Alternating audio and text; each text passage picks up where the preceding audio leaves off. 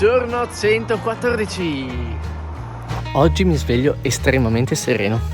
Il fatto di essere riuscito a riparare la tenda e aver controllato che non si sia rotta durante la notte mi ha tranquillizzato molto.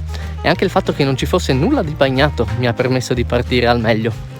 E così ho raggiunto subito Sant'Iana del Mar, un bellissimo borgo medievale.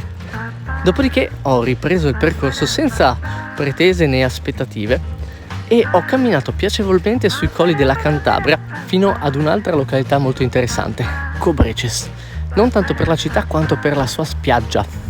Qui ho rincontrato 3 giovani pellegrini che ho conosciuto ieri, che mi hanno consigliato di fermarmi un po' alla spiaggia e ne ho approfittato per fare un bagno e riposare un po'. Domani molto probabilmente ci rincroceremo e cammineremo un po' assieme.